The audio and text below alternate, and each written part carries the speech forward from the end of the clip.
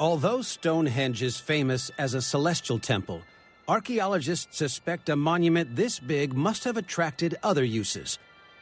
But what? Modern forensic techniques are revealing the surprising answer.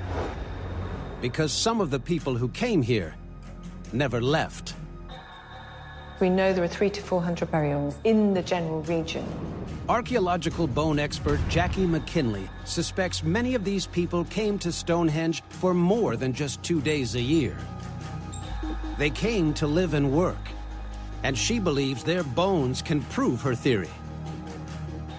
A lot of the time the dead are buried in certain positions, postures, with certain materials with them. So there's a whole variety of things that I go to look for, because that can tell me something about their life, but also about Stonehenge itself.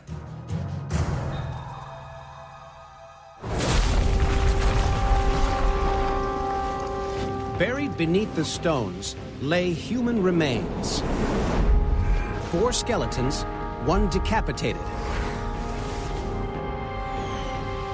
Another with fatal arrow wounds and the arrowheads that killed him. They're clues to the ancient people that came here 4,500 years ago.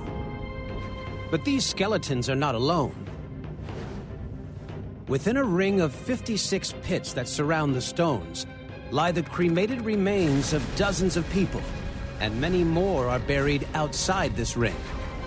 What can these remains tell us about how Stonehenge was really used? Today, Jackie's examining one of the most complete skeletons found in the area. From the skeleton, I can see that this was a young adult male, probably in his mid-20s. Dying young wasn't unusual in prehistoric Britain, but the objects buried with this man were anything but ordinary. Jackie believes they're a clue to his occupation.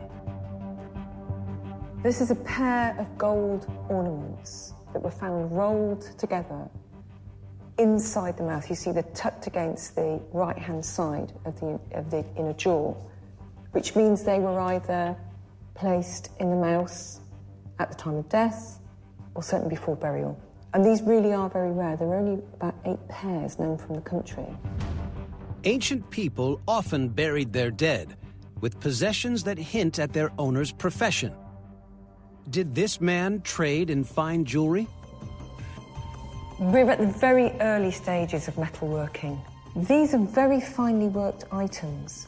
And to be able to have not just the technology, but the skill to have learnt how to change something which was essentially a lump of rock into something that delicate and that beautifully worked would really have been seen as something quite magical.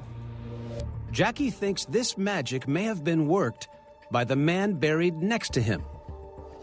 There were 2 graves that were within 3 meters of each other. The second, older man was buried with the same rare gold ornaments, together with simple metalworking tools. I think he was the person who worked the magic. I think he was the person who could make those changes from pieces of rock to items of beauty and items of utility.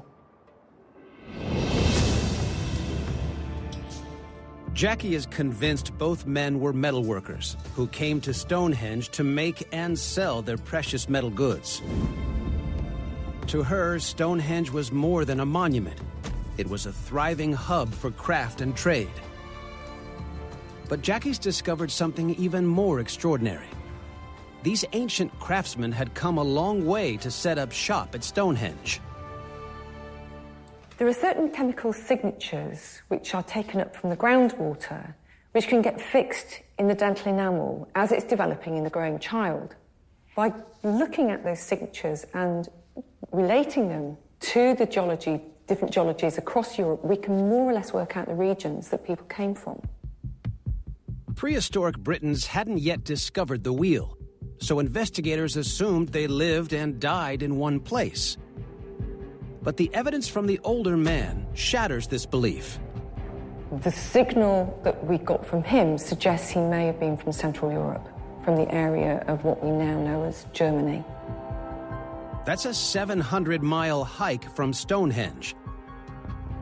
The younger man's results are equally astonishing.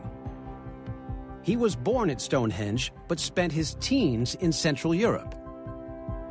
The fact that we've been able to demonstrate that people might have moved several times in their lifetime between, quite long distances is absolutely fascinating. What you've got is a connection between people over a large geographic area. And whether they kept that connection because of trade or because of family, or probably a combination of the two, it's so modern in many ways. It really is very similar to what we would be doing now. This discovery rewrites our understanding of the ancient world. 4,000 years ago, these two men traveled vast distances over land and sea. They were part of a complex web of connections, perhaps with the marketplace of Stonehenge at its core. And they weren't the only foreign travelers to make their way to this corner of southwest England. Evidence from hundreds of graves shows Stonehenge was a multinational melting pot. The graves are filled with items from distant lands. A green jade axe head from Italy, an amber necklace from Denmark, and blue beads from Greece. One dagger combines whalebone from as far away as Scandinavia with bronze made from Cornish tin and Welsh copper.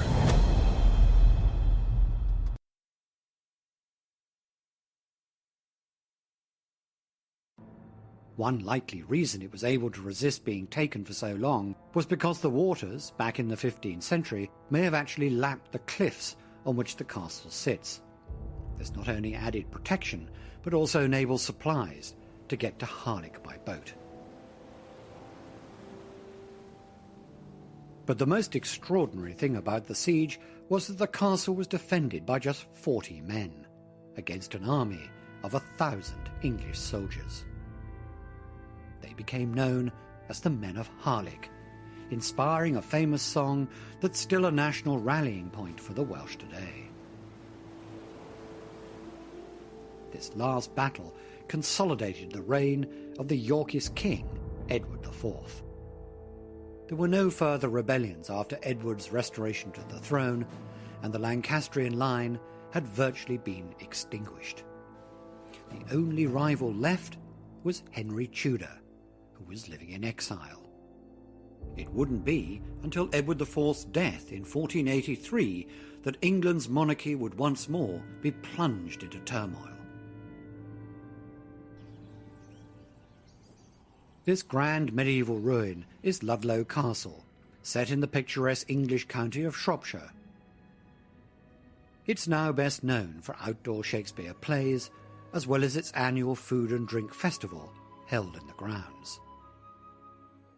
But during the Wars of the Roses, this fortified royal palace was the principal seat for the House of York.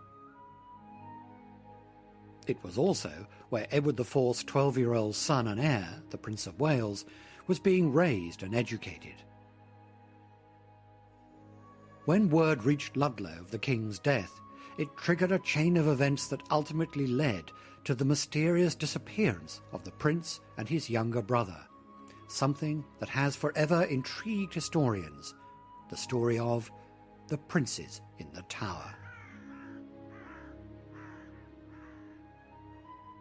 They had been under the protection of their uncle, Richard, Duke of York, who was to escort the boy king and his brother to London for the coronation.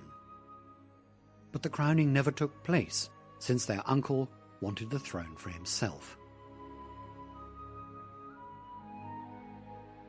The boys were staying here at the Tower of London, while it was declared that the princes were in fact illegitimate, making the rightful heir their uncle, Richard. Soon after, the two young princes were seen playing outside the tower. This was the last recorded sighting of the boys before their disappearance. It was widely believed that they were murdered by their uncle, the newly crowned Richard III, who came to be known as the Hunchback King.